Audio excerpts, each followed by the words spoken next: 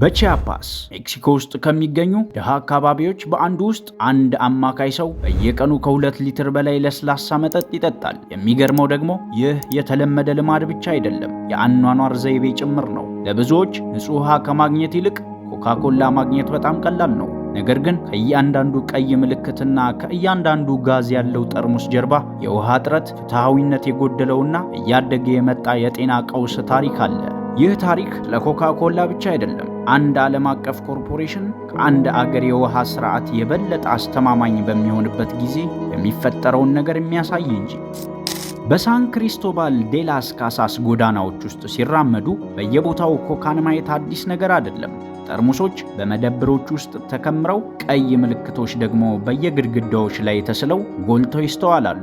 የጭነት መኪኖች በሰዓቱ መድረስ ለአካባቢው ሰዎች መጠጥ ብቻ ሳይሆን በየቀኑ ህልውናቸውን የሚያሳይ ክስተት ነው። ለምን ካልን ምክንያቱም እዚህ ውሃ ውድ ነው፣ አስተማማኝ ያልሆነና ብዙ ጊዜ የተበከለ። አንዳንድ ቤተሰቦች ቧንቧውን ሲከፍቱት ምንም ውሃ ያገኙ፣ ሌሎች ደግሞ የሚመጣውን ውሃ ለመጠጣት ደህንነቱ የተጠበቀ ስለመሆኑ ይጨነቃሉ። ስለዚህ ሰዎች ደህንነቱ ያልተጠበቀ ወይም ሲፈለግ የማይገኝ ውሃ እና ርካሽ ሁልጊዜም ከሚገኝ የኮካኮላ መጠጥ መካከል ምርጫ ሲገጥማቸው መልሱ ግልጽ ይሆናል። ከጊዜ በኋላ የለስላሳ መጠጥ በዕለት ተዕለት አመጋገብ ውስጥ ውሃን ተክቶታል። ልጆች ከምግብ ጋር ይጠጡታል፣ አዋቂዎች ደግሞ ኃይልን ለማግኘት በሱ ላይ ይደገፋሉ። ታዲያ ኮካኮላ እዚህ ቦታ ላይ የደረሰው በአጋጣሚ ሳይሆን በጥንቃቄ በተገነባ ስርዓት ላይ ነው። ማስታወቂያና ባህላዊ ውህደቱን ስንመለከት ኮካኮላ በሜክሲኮ ባህል ውስጥ በየቦታው ይገኛል። በድግሶች፣ በበዓል ቀናት፣ በአንዳንድ የጎሳ ስነ ስርዓቶች ውስጥም ሳይቀር ኮካኮላ በምልክትነት ጥቅም ላይ ይውላል። በአካባቢው ማደግ ማለት ኮካኮላን እንደ ባህል አድርጎ መቀበል ማለት ነው። ዋጋና ተገኝነቱ ካልን በብዙ ከተሞች ውስጥ አንድ የኮካ ጠርሙስ ከታሸገ ውሃ ያነሰ ዋጋ አለው። ከውሃ በተለየ ደግሞ ኮካኮላ በፍጹም አያልቅም። የጭነት መኪኖቹ በየቀኑ እየመጡ ሁሉንም መደብርና ገበያዎች ይሞላሉ። አስተማማኝ ምርጫ የለስላሳ መጠጥ ሆኖ ስላገኙት ሰዎች ከውሃ በተለየ መልኩ የሚገዙት ይህንኑ ነው። ደካማ ደንብ ለአስርተ ዓመታት ታይቷል።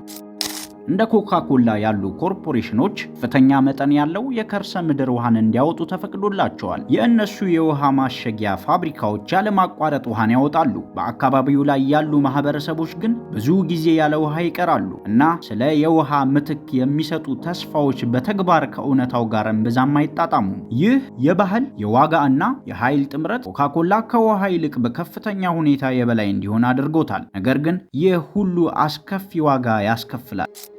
በቺያፓስ በሜክሲኮ ውስጥ ከፍተኛ የሆነ የውፍረትና የስኳር መጠን ይመዘገባል። እንዲያውም የስኳር በሽታ አሁን ላይ የሞት ዋና መንስኤ እንደሆነ ይታያል። ሆስፒታሎች ችግሮች እየተሰቃዩ ባሉ ታማሚዎች ተጨናንቀዋል። ብዙዎቹ በጣም ወጣት ናቸው። አንድ የ6 ዓመት ልጅ በየቀኑ ብዙ ጠርሙስ ለስላሳ መጠጥ እየጠጣ እንደሆነ እስቲ ያስቡት። ይህ በአካባቢው ግን የተለመደ ነው። ከጊዜ በኋላ ስኳር እየተከማቸ የጥርስ መበስበስ፣ ክብደት መጨመርን ያስከትላል። ዶክተሮች የ10 ዓመት ዕድሜ ያላቸው ህፃናት እንኳን የስኳር በሽታ ምልክቶችን እያሳዩ እንደሆነ ይናገራሉ። እናም የሚያሳዝነው ግን ግለሰቦች ብቻ አይደሉም፣ መላ ቤተሰቦች ናቸው። የሕክምና ወጪዎች ይጨምራሉ፣ ወላጆች ከስራ ይስተጓጉላሉ፣ እናም ማህበረሰቦቹ ወዳጅ ዘመዶቻቸውን ገና በልጅነታቸው በሞት ይነጠቃሉ።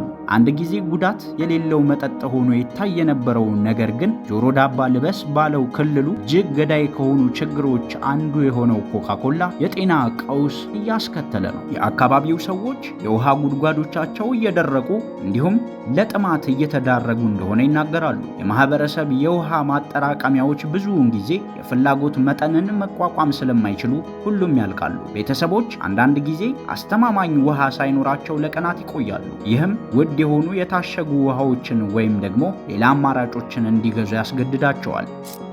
ይህ በእንዲህ እንዳለ ከከተማው ውጪ የኮካኮላ የውሃ ማሸጊያ ፋብሪካዎች በየቀኑ በሺዎች የሚቆጠሩ ጋሎን ውሃዎች ማውጣታቸውን ይቀጥላሉ። በይፋ ኩባንያው የወሰደውን ውሃ እንደሚመልስ ይናገራል። ነገር ግን ነዋሪዎች በተግባር ይህ እየሆነ አይደለም ይላሉ።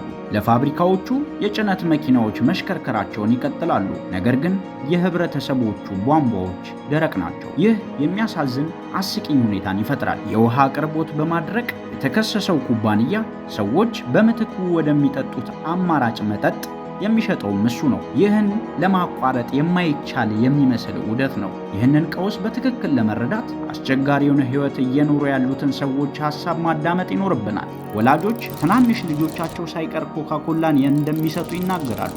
ምክንያቱ ደግሞ በፍላጎታቸው ሳይሆን ከሚያገኙት ውሃ የበለጠ ደህንነቱ የተጠበቀ ስለሚመስላቸው ነው። ለምሳሌነት አንዲት እናት ልጇ የኮካኮላ መጠጥን ስለለመደው ውሃ ለመጠጣት እምቢ ማለቱን ትናገራለች። የማህበረሰብ መሪዎች መንግስት በቂ እርምጃ አልወሰደም በማለት ብስጭታቸውን ይገልጻሉ። የውሃ መሰረተ ልማት ችላ ተብሏል። ኮርፖሬሽኖች ደግሞ ተጠያቂነት የለባቸውም። አንዳንዶች የተተዉ እንደሆነ ይሰማቸዋል። አንድ ዓለም አቀፍ ምርት ሲያድግ የእነሱ መሰረታዊ ፍላጎቶች ችላ ሲባሉ ለማየት እየተገደዱ እንደሆነ ይናገራሉ። እነዚህ ድምጾች አንድ ነገርን ግልጽ ያደርጋሉ። ለብዙዎች ይህ የግል ምርጫ ጉዳይ ብቻ አይደለም፣ የህልውና ነው። ታዲያ የዚህ ቀላል ለሚመስል ችግር ተጠያቂነት ማን እርምጃ መውሰድ አለበት?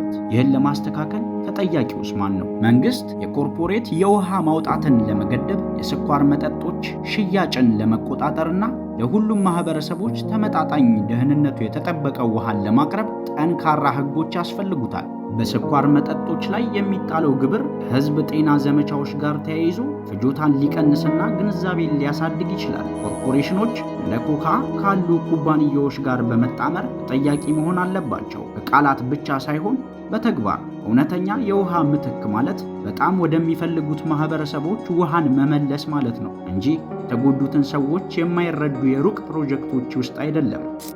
ሰፊው ማህበረሰብ፣ ሸማቾች፣ አክቲቪስቶችና ዓለም አቀፍ ድርጅቶች በኮርፖሬሽኖችና በመንግስታት ላይ ጫና ማሳደግ ይችላሉ። ግንዛቤ ኃይል ነው እና እንደዚህ ያሉ ታሪኮች ማሰራጨት ተጠያቂነትን ያስገድዳል።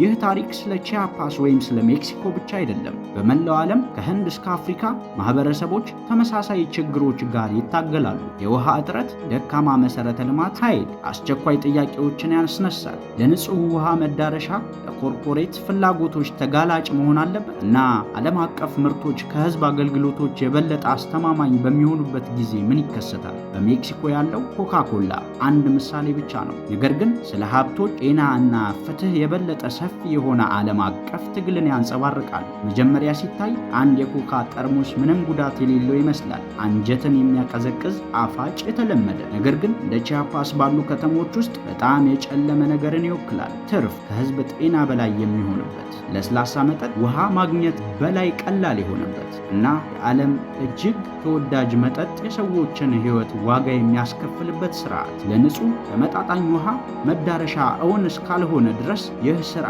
ይቀጥላል። ተጨማሪ በሽታ፣ ተጨማሪ የውሃ እጥረት፣ ተጨማሪ እኩልነት የጎደለው ስርዓት። ስለዚህ በሚቀጥለው ጊዜ ያንን ቀይ ምልክት ስታዩ ይህንን አስተውሉ። ከእያንዳንዱ ጠርሙስ ጀርባ አንድ ታሪክ አለ እና በሜክሲኮ ውስጥ ያ ታሪክ ስለ ለስላሳ መጠጥ ብቻ አይደለም፣ የመኖር ህልውና። በቀጣይ አዲስና አስተማሪ ቪዲዮ እስክንገናኝ ድረስ ሰላም።